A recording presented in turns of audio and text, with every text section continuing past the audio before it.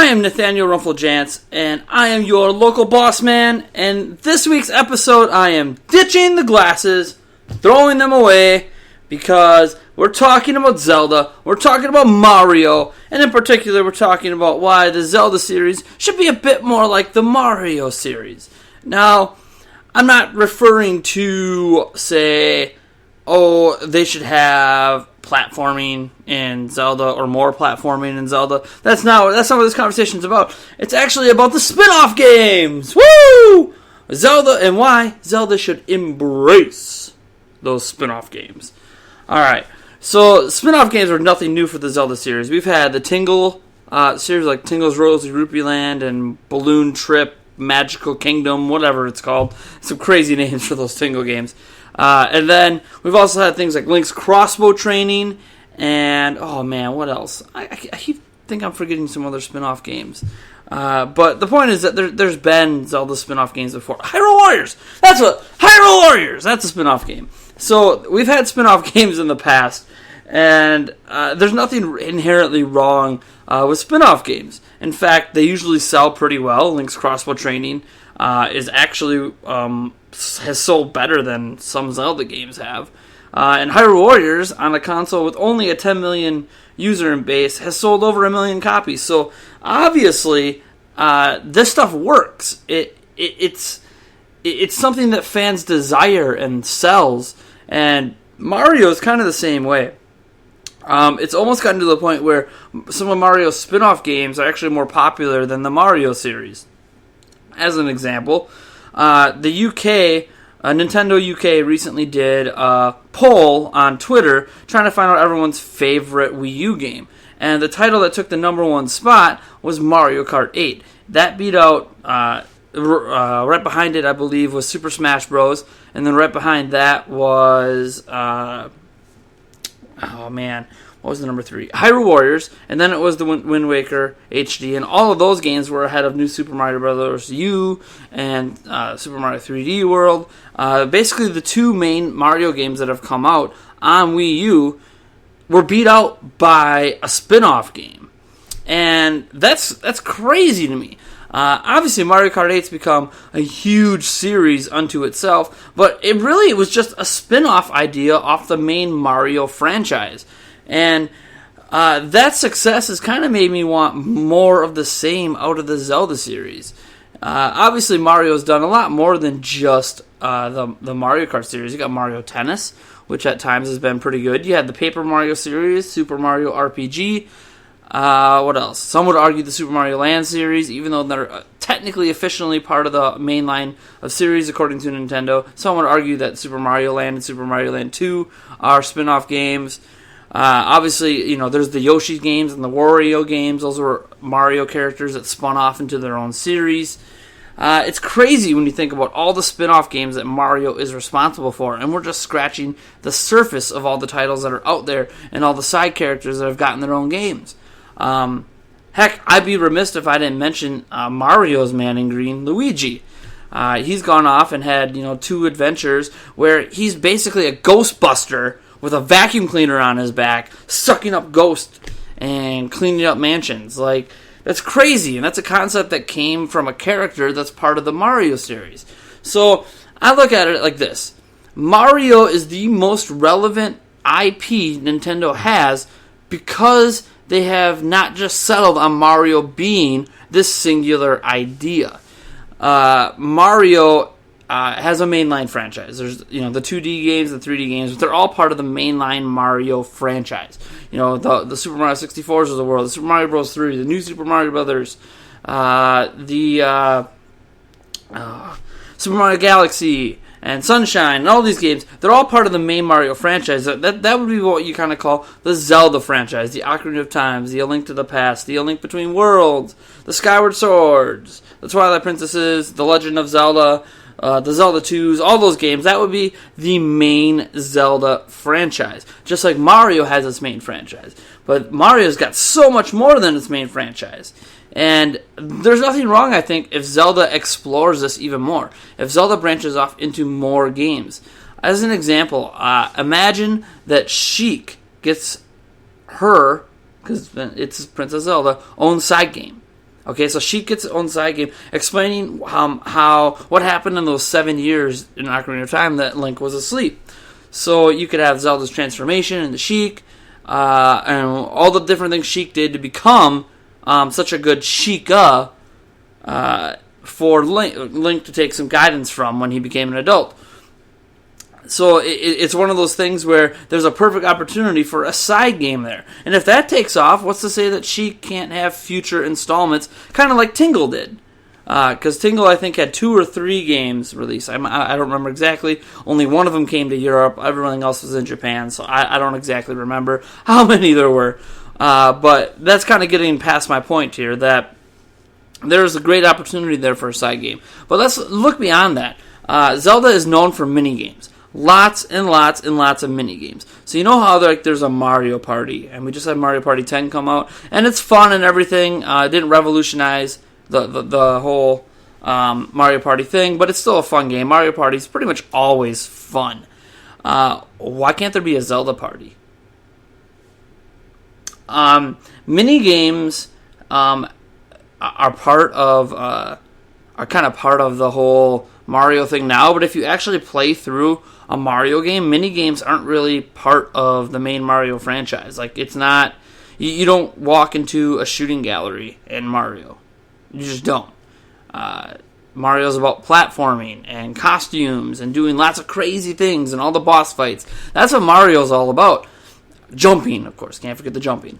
And Zelda has mini games built into its core. The very first game in the series had the money-making game.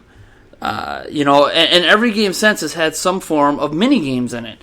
And mini-games, that's what makes Mario Party fun, are the mini-games. So why can't there be a Zelda Party? There's lots and lots of mini-game ideas you can already pull that already exist and turn them into a competitive aspect. Like, you can have a shooting gallery, but just have 4 people shooting their own shooting gallery, and whoever gets the highest score wins. Just as an example. And obviously they can make up a lot more other mini games based off of Zelda. Heck, you could even do in Twilight Princess where he races down the mountain with the Yeti. Well, you could even turn that into a mini game. So there's a lot of cool ideas they could do with mini games to make a Zelda Party. But I'm not just saying that they need to copy the Mario franchise, because let's be real, Mario is what it is. You don't want it to copy. You want new original ideas, and they should do that.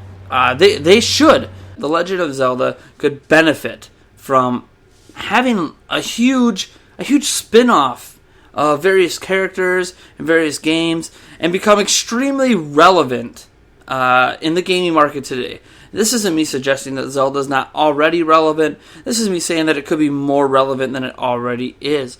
We get Zelda games at a pretty regular pace. About every 2 to 3 years we get a new game, either for handheld or for home console.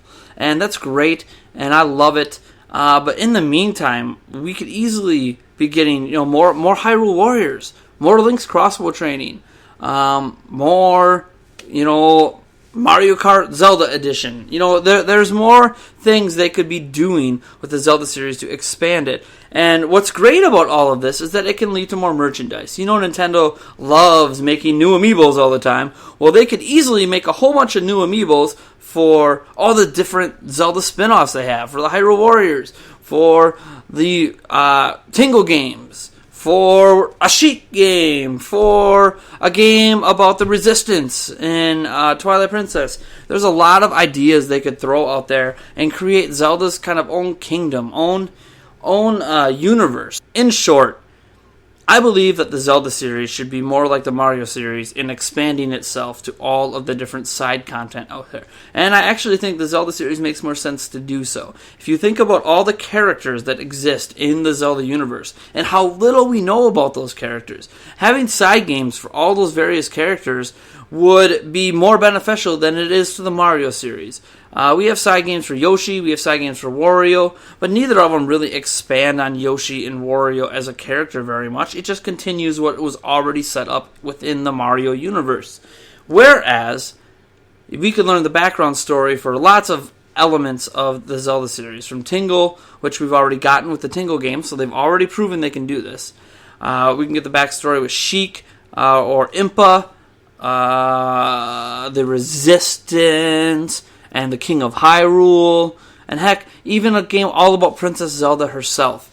There are so many things they could do with those spin-off games, including more mini-game-like games, which they might be bringing to phones, but, there's a lot of options they could do, and it makes Zelda more relevant. It gives me, as a Zelda fan, more things to play, and really, I never have enough Zelda things to play.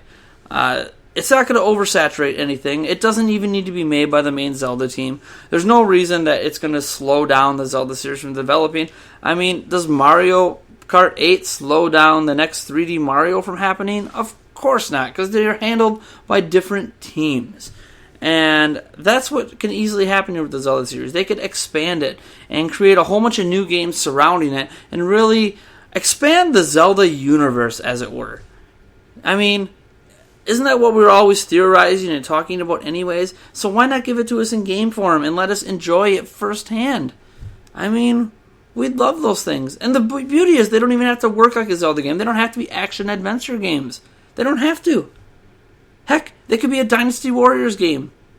Hyrule Warriors 2 could become Zelda Warriors. And all it is about Princess Zelda's backstory as a child in Twilight Princess and becoming what appears to be the queen of the land.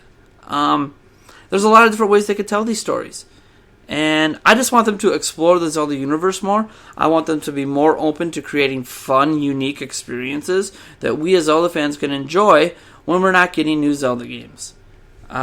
There's usually a 1 or 2 year gap that we could fit these games in. So let's do it. Let's get more of them. Alright, that's it for this week's episode. I am your boss man. You can find us on Twitter, at Nate Jantz, at Zelda Informer, on Facebook, whatever. Check us out. You know where we're at. Subscribe to our channel if you enjoyed this video, and I'll catch you next time.